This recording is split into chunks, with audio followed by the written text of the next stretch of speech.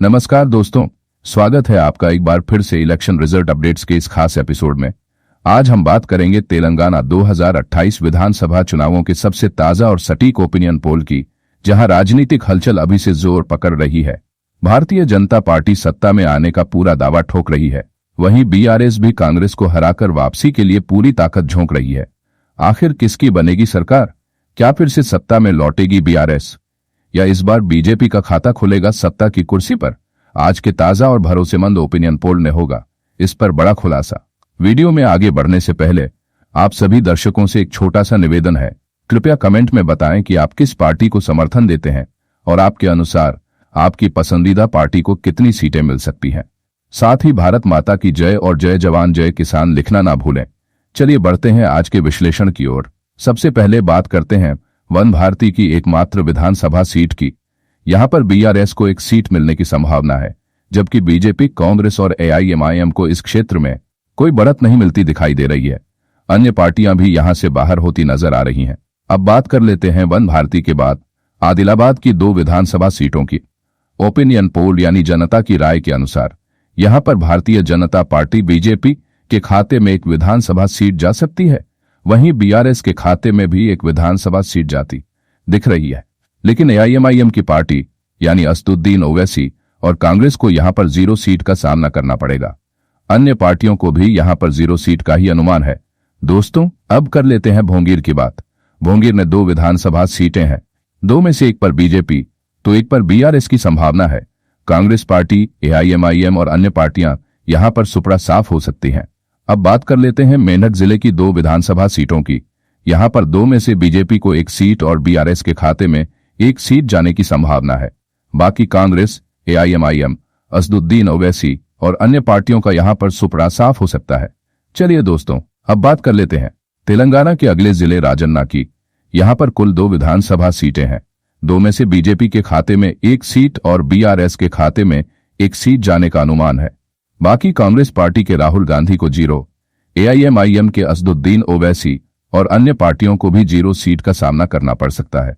अब बात करते हैं तेलंगाना के अगले जिले जयशंकर भोपालपल्ली की। जयशंकर में 2 विधानसभा सीटें हैं। यहां पर भारतीय जनता पार्टी को पहली बार दोनों ही विधानसभा सीटों पर जीत हासिल करने में कामयाबी मिल सकती है। बाकी बीआरएस यानी कि चंद्रशेखर राव की पार्टी को यहां पर 0 सीट मिलने की संभावना है। कांग्रेस पार्टी को भी 0, एआईएमआईएम को भी 0 सीट का सामना करना पड़ेगा। वहीं अन्य पार्टियों को भी 0 सीटों पर सिमट कर रहना पड़ेगा। अब तक तेलंगाना की 119 सीटों में से 11 विधानसभा सीटों पर जनता की राय आपकी स्क्रीन पर आ चुकी है। तो किस पार्टी को कितनी सीटें मिलती दिख रही हैं? बीआरएस पार्टी को 5 सीटों पर बढ़त मिलती दिख रही है।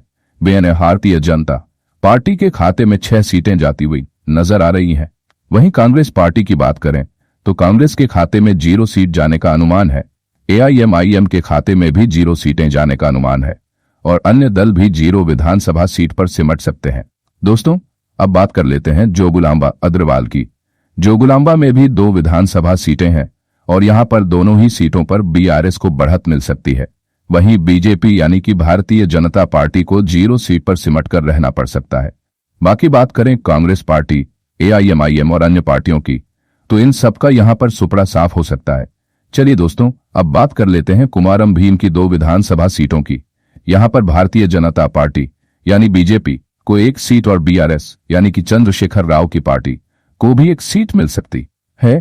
कांग्रेस पार्टी को 0, एआईएमआईएम यानी असदुद्दीन ओवैसी की पार्टी को 0 और अन्य पार्टियों को भी 0 सीटों का सामना करना पड़ेगा।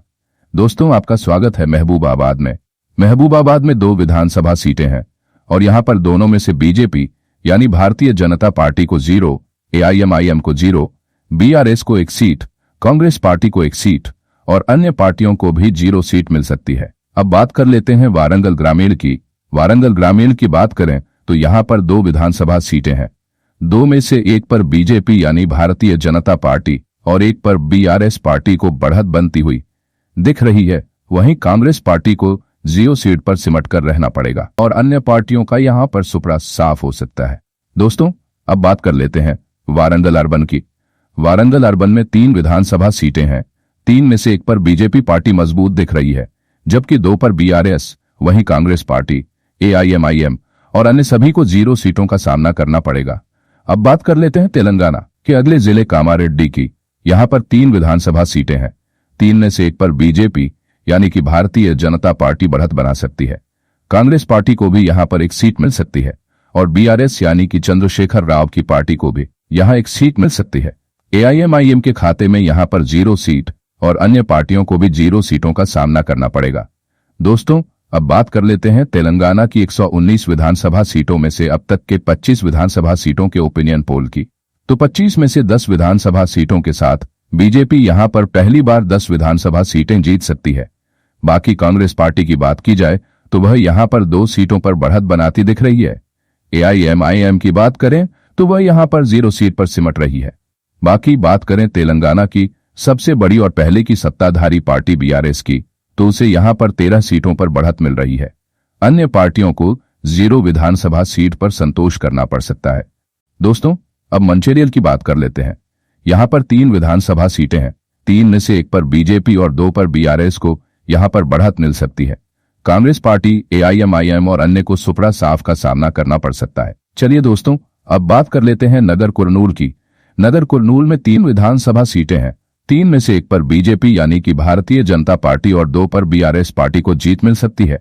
वहीं कांग्रेस पार्टी के खाते में 0, एआईएमआईएम के खाते में भी 0 और अन्य को भी 0 सीट का सामना करना पड़ेगा। अब बात कर लेते हैं तेलंगाना के अगले जिले निर्मल की। निर्मल में 3 विधानसभा सीटें हैं। 3 में से एक विधानसभा सीट पर भारतीय जनता पार्टी और 2 विधानसभा सीटों पर बीआरएस को बढ़त मिल सकती है। बाकी कांग्रेस पार्टी को 0, एआईएमआईएम के खाते में भी 0 और अन्य को भी 0 सीटों का सामना करना पड़ सकता है। चलिए अब बात कर लेते हैं जगतिहाल की। यहां पर 3 विधानसभा सीटें हैं। 3 में से एक पर बीजेपी, एक पर बीआरएस और कांग्रेस पार्टी को भी एक सीट पर जीत मिल सकती है। यानी बीजेपी, बीआरएस और कांग्रेस को एक सीट मिल सकती है। एआईएमआईएम के खाते में 0 और अन्य पार्टियों को भी 0-0-0 का सामना करना पड़ेगा। अब बात करें जनगांव की। यहां पर 3 विधानसभा सीटें हैं। तीनों विधानसभा सीटों में से 2 पर भारतीय जनता पार्टी विजय हासिल करने में कामयाब हो सकती है, जबकि बीआरएस यानी कि चंद्रशेखर राव की पार्टी को यहां पर एक सीट मिल सकती है। एआईएमआईएम, कांग्रेस तथा अन्य पार्टियों का यहां पर सुपड़ा साफ हो सकता है। दोस्तों, अब तक 119 विधानसभा सीटों में से 40 विधानसभा सीटों का ओपिनियन पोल आपको दिखाया जा चुका है। तो यहां पर 16 सीटों पर बीजेपी बढ़त बना रही है। बीआरएस को यहां पर 21 सीटें, कांग्रेस पार्टी को 3 सीटें और अन्य पार्टी को 1 सीट मिल सकती है। चलिए अब बात कर लेते हैं तेलंगाना के पेदापल्ली जिले की। यहां 3 विधानसभा सीटें हैं। चंद्रशेखर राव की पार्टी बीआरएस को 1 सीट, बीजेपी यानी कि भारतीय जनता पार्टी को 2 सीटों पर जीत मिलती दिख रही है। वहीं कांग्रेस को कोई सीट नहीं मिल रही। अब बात कर लेते हैं करीमनगर की। करीमनगर में 4 विधानसभा सीटें हैं। 4 में से 2 पर बीजेपी, 1 पर बीआरएस और 1 सीट पर कांग्रेस को बढ़त मिल सकती है। यानी बीजेपी को 2 सीटें, जबकि बीआरएस और कांग्रेस पार्टी के खाते में 1-1 सीट जाती हुई दिखाई दे रही है। एआईएमआईएम और अन्य पार्टियों को 0 सीट का सामना करना पड़ेगा। चलिए दोस्तों, अब बात कर लेते हैं सिद्धिपेट की। सिद्धिपेट में 4 विधानसभा सीटें हैं। इनमें से 2 पर भारतीय जनता पार्टी यानी बीजेपी बढ़त बना रही है। बीआरएस को यहां पर 1 सीट, वहीं कांग्रेस पार्टी को भी 1 सीट मिल सकती है। एआईएमआईएम और अन्य पार्टियों का सुपड़ा साफ हो सकता है। दोस्तों, अब बात करें सूर्यापेट की। सूर्यापेट में 4 विधानसभा सीटें हैं। यहां पर भारतीय जनता पार्टी को 1 सीट और बीआरएस यानी कि चंद्रशेखर राव की पार्टी को 3 सीटें मिलने की प्रबल संभावना बनी हुई है। कांग्रेस, एआईएमआईएम और अन्य पार्टियों का यहां पर सुपड़ा साफ हो सकता है। अब बात कर लेते हैं विकाराबाद की। विकाराबाद में 4 विधानसभा सीटें हैं। यहां भारतीय जनता पार्टी यानी बीजेपी को 1 सीट पर बढ़त मिल रही है। कांग्रेस पार्टी के खाते में भी 1 सीट जाती हुई दिखाई दे रही है। बीआरएस यानी कि चंद्रशेखर राव की पार्टी को यहां पर 2 सीटें मिल सकती हैं। बाकी एआईएमआईएम और अन्य पार्टियों का यहां पर सुपड़ा साफ हो सकता है। अब बात कर लेते हैं महबूबनगर की। यहां 5 विधानसभा सीटें हैं। 5 में से बीजेपी यानी भारतीय जनता पार्टी को 1 सीट मिल सकती है। बीआरएस यानी चंद्रशेखर राव की पार्टी को यहां पर 3 सीटें मिलने की संभावना है। कांग्रेस पार्टी को 1 सीट से संतोष करना पड़ेगा। एआईएमआईएम और अन्य दलों को 0 सीटों का सामना करना पड़ेगा। अब तक तेलंगाना की 119 सीटों में से 64 विधानसभा सीटों पर जनता की राय आपकी स्क्रीन पर आ चुकी है। तो किस पार्टी को कितनी सीटें मिलती दिख रही हैं? बीआरएस पार्टी को 30 सीटों पर बढ़त मिलती दिख रही है। बीजेपी यानी भारतीय जनता पार्टी के खाते में 27 सीटें जाती हुई दिखाई दे रही हैं। कांग्रेस के खाते में 7 सीटें जाने का अनुमान है। एआईएमआईएम के खाते में 0 सीटें जाने का अनुमान है। अन्य दल 0 विधानसभा सीट पर सिमट सकते हैं। अब बात करें भद्राद्री की, जहां 5 विधानसभा सीटें हैं। 5 में से बीजेपी यानी भारतीय जनता पार्टी को 2 सीटें, बीआरएस के खाते में भी 2 सीटें और कांग्रेस पार्टी को यहां पर 1 सीट पर बढ़त मिलती हुई दिखाई दे रही है। वहीं एआईएमआईएम और अन्य दलों को 0 सीटों का सामना करना पड़ेगा। चलिए बात कर लेते हैं खम्मम की। यहां पर 5 विधानसभा सीटें हैं। 5 में से 2 पर बीजेपी और 1 पर बीआरएस को बढ़त मिल सकती है। कांग्रेस पार्टी के खाते में 1 सीट जाती हुई दिखाई दे रही है। एआईएमआईएम और अन्य पार्टियों को 0 सीट का सामना करना पड़ेगा। अब बात करें मेचल मल्काजगिरी की। मेचल मल्काजगिरी में 5 विधानसभा सीटें हैं। 5 में से 2 पर बीजेपी और 2 पर बीआरएस को बढ़त मिल सकती है। वहीं कांग्रेस पार्टी के खाते में 1 सीट जाती हुई दिखाई दे रही है। एआईएमआईएम और अन्य पार्टियों को 0 सीट का सामना करना पड़ेगा। अब बात करते हैं संगारेड्डी की। संगारेड्डी की में 5 विधानसभा क्षेत्र है। यहां पर 1 विधानसभा क्षेत्र में बीजेपी यानी विजय रेड्डी आगे बढ़ सकते हैं। वहीं बीआरएस यानी कि चंद्रशेखर राव की पार्टी को यहां पर 3 विधानसभा सीटों पर बढ़त मिल रही है और कांग्रेस पार्टी के खाते में 1 सीट जाती हुई दिखाई दे रही है। एआईएमआईएम को यहां पर 0 और अन्य पार्टियों को भी 0 सीटों का सामना करना पड़ेगा। दोस्तों, अब बात कर लेते हैं नलगोंडा की। नलगोंडा में 6 विधानसभा सीटें हैं। 6 में से 2 पर बीजेपी, 2 पर बीआरएस को बढ़त मिल सकती है। कांग्रेस पार्टी के खाते में भी 2 सीटें जाती हुई दिखाई दे रही हैं।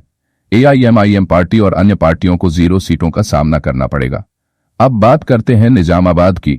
निजामाबाद में 6 विधानसभा सीटें हैं। 6 में से 2 पर बीजेपी को बढ़त मिल रही है। यहां से बीजेपी का सांसद भी है। बीआरएस को 3 सीटें और कांग्रेस पार्टी को 1 सीट मिल सकती है। एआईएमआईएम और अन्य पार्टियों को यहां पर 0 सीट का सामना करना पड़ेगा। अब तक तेलंगाना की 119 सीटों में से 96 विधानसभा सीटों पर जनता की राय आपकी स्क्रीन पर आ चुकी है। तो किस पार्टी को कितनी सीटें मिलती दिख रही हैं? बीआरएस पार्टी को 43 सीटों पर बढ़त मिलती दिख रही है। बीजेपी यानी भारतीय जनता पार्टी के खाते में 38 सीटें जाती हुई दिखाई दे रही हैं। वहीं कांग्रेस पार्टी की बात करें तो कांग्रेस के खाते में 15 सीटें जाने का अनुमान है।